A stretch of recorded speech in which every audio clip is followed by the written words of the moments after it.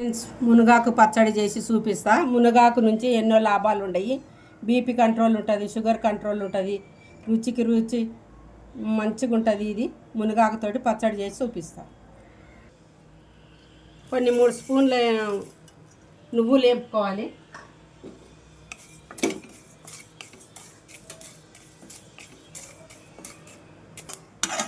నువ్వులు ఇట్లా వేపుకొని దోరగా మంచిగా పక్కకి పెట్టుకోవాలి.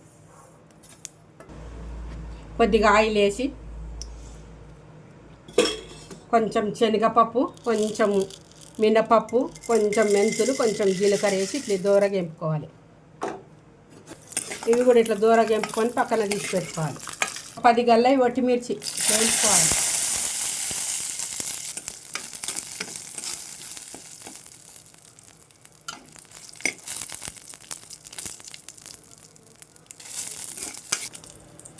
ఇవి కూడా ఎర్రగా వేపుకొని పక్కన తీసి పెట్టుకోవాలి.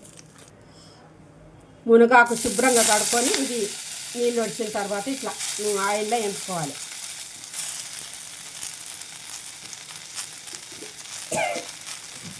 ఇది ఆయిల్ వేసుకుని ఇది ఇట్లా దూరగా వేపుకోవాలి.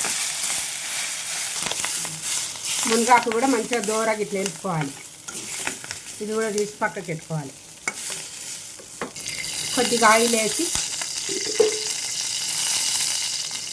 టమాటాను కూడా వేసుకోవాలి. కొద్దిగా చింతపండు వేసుకోవాలి టేస్ట్కి తగ్గట్టు. ఎక్కువ వేసుకు పుల్లగా తినేటోళ్ళు ఉంటే కొంచెం ఎక్కువ వేసుకోవచ్చు, లేదంటే కొంచెం.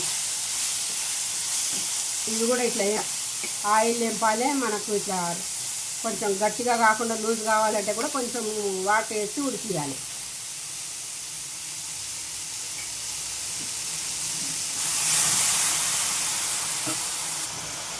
ఇది కూడా కొంచెం ఇట్లా వేపాలి. కొద్దిగా పసుపు వేయాలి.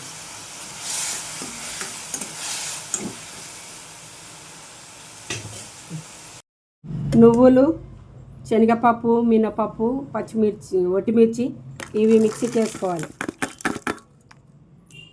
ఇవన్నీ మెత్తగా పౌడర్ చేసుకున్నాక మునగాకు,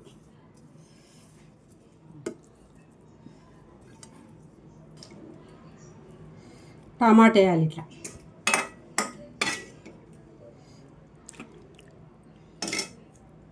టమాటా, ఎల్లిపాయలు, ఉప్పు 2 స్పూన్లు తగినంత మనం తినటానికి వేసుకోవాలి.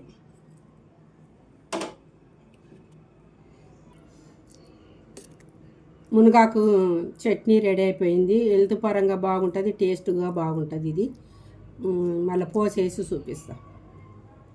పోసేస్తున్నా. ఆయిల్ వేసుకోవాలి ఒక 3 స్పూన్లంతా.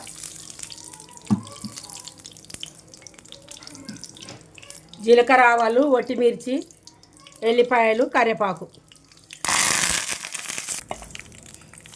పోసేస్తున్నా. పోసేసినాక ఇట్లా టేస్ట్గా ఉంటుంది.